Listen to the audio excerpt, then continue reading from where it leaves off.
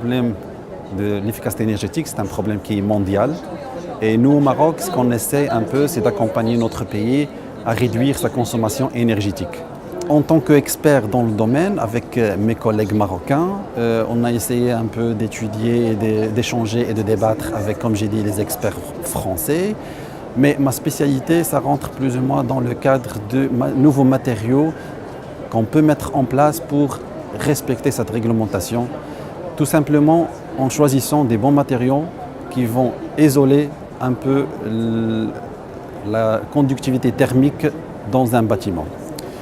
L'efficacité énergétique, comme vous le savez, qui va ne permettre pas de diminuer la consommation électrique ou bien énergétique si on parle des bâtiments ou bien énergétique si on parle de l'industrie, mais aussi pour réduire l'empreinte carbone. Cette réduction de l'empreinte carbone va nous permettre un peu de protéger notre environnement sur les problèmes de l'échauffement climatique. Notre université a pensé à ce problème il y a bien quelques années et c'est pour ça qu'il a mis en place une cité d'innovation. C'est la première au Maroc. Cette cité elle va être dédiée à tout ce qui est recherche et développement dans le domaine spécialement dans le domaine de l'efficacité énergétique.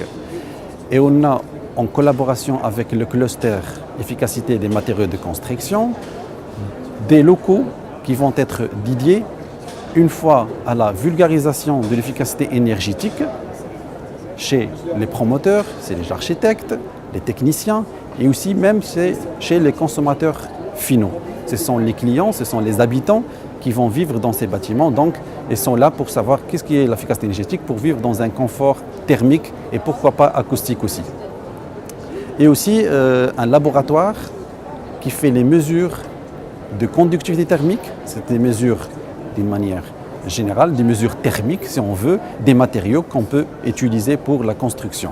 Cette construction qui va être durable et si je me permets de terminer pour ne pas être long, je dis que cette stratégie va faire sortir un livrable qu'on va présenter à la région Casablanca-Stade qui va contenir un peu la synthèse de ce qu'on a fait ici avec plus comme je vais dire, plus de données et plus de valeur ajoutée à notre pays et surtout à notre région de Casa-Stade et surtout les bonnes manières qu'on peut appliquer dans notre pays, dans notre région pour bien veiller sur la bonne application de la réglementation thermique de la construction au Maroc.